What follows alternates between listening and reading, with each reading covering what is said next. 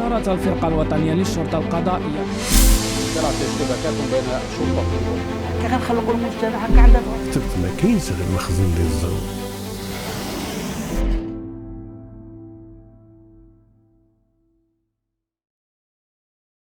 أهلا وسهلا خوتي المغاربة. قالت مجلة جون أفريك الفرنسية أن المسؤولين الجزائريين كانت عندهم اتصالات سرية مع المسؤولين الإسرائيليين قبل اللقاء المشهور اللي كان بين الرئيس الجزائري الراحل عبد العزيز بوتفليقة ورئيس الوزراء الإسرائيلي الأسبق يهود باراك في العاصمة المغربية الرباط خلال التشييع ديال جثمان الملك الحسن الثاني. وعلى حساب هذه المجلة الجزائريين كانوا متحمسين بزاف باش يديروا علاقات مع تل أبيب، وكانوا ديما تيديروا اتصالات مع الإسرائيليين، وأن عبد العزيز بوتفليقة كان من الرؤساء الجزائريين اللي ما عندهم حتى شي إحراج باش يفتحوا باب الحوار مع الكيان الإسرائيلي، وأنه كان عنده لقاء حار مع يهود باراك في الجنازة ديال الحسن الثاني في 1999.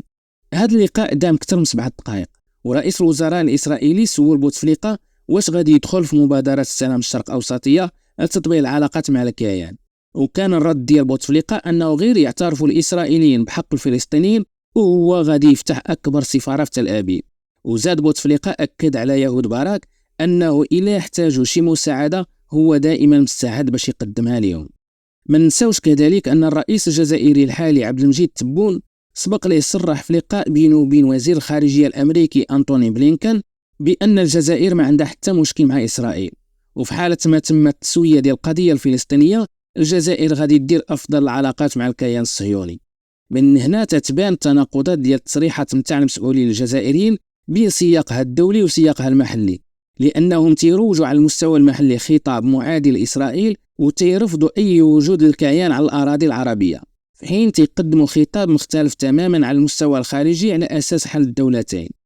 وبما أن كبرانات الجزائر تيروجوا ليل ونهار العداء ضد إسرائيل كذبا وبهتانا، لابد باش نطرقوا حتى العلاقات الاقتصادية اللي كاينه بين الجزائر والكيان وخلق قطيعة الدبلوماسية والحملات الإعلامية.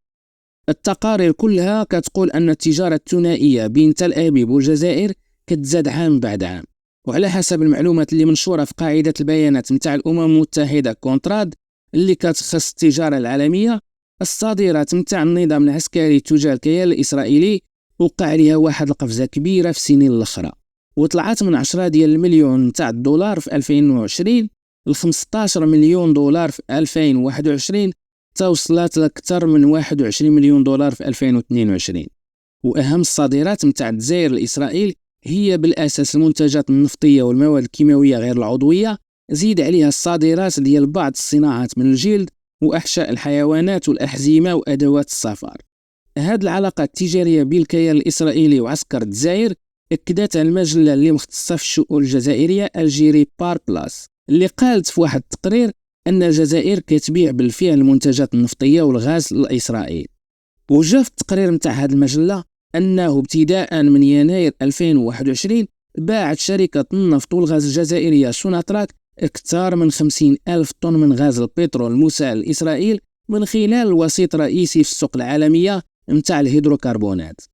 هذا الوسيط هو شركة اسمها فيتور اللي كرات باخرات باش تنقل فيهم هذه المنتجات وتوصلهم للزبون الإسرائيلي اللي هو شركة خطوط أنابيب عسقلان إيلات. وعلى حسب هذا التقرير متاع مجلة الجيري بار بلاس، الباخرات متاع فيتول تيجيو من عسقلان الإسرائيلية حتى الميناء وهران، وتماك كتعمر بالمنتجات النفطية والغازية وكترجع لإسرائيل. من جهة واحدة أخرى، الشركة الجزائرية سوناتراك وشركة فيتول داروا مجموعة من القوالب باش يتفادوا الشبهات وما تبانش التجارة اللي بيناتهم، وفرضوا على البواخر فاش تخرج من الميناء ديال أرزيو الجزائري في ولاية وهران تمشي توقف وسط البحر الأبيض المتوسط وغالبا عند السواحل متاع اليونان، ومن بعدها عاد تمشي الميناء عسقلان في إسرائيل. وفي خطة واحدة أخرى كانوا تيديروا إعادة الشحن من باخرة لباخرة، يعني أن البواخر اللي كتعمر في الجزائر كتوصل لوسط البحر وتخوي الحمولة ديالها في بواخر واحدة أخرى اللي كتمشي ديريكت لإسرائيل.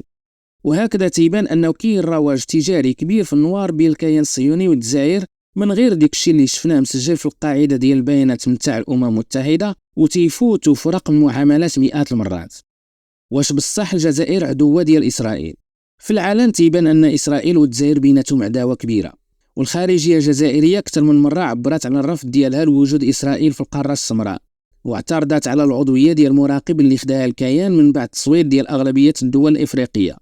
ومن بعد التطبيع ديال المغرب مع تل أبيب، المسؤولين الجزائريين قالوا أنهم خايفين من الوجود ديال إسرائيل على الحدود الغربية متاعهم، خاصة بعد ما ولا الجيش المغربي عنده إمكانية باش يوصل التقنيات الإسرائيلية المتقدمة في التسليح وأدوات التجسس والرصد اللي ممكن تخليه قوة متفوقة على الجزائر اللي كتطب الملايير من أموال الشعب الجزائري على التسلح، وما كتصورش أنه ممكن يكون في المنطقة المغاربية جيش قوي بحال القوات المسلحة المغربية.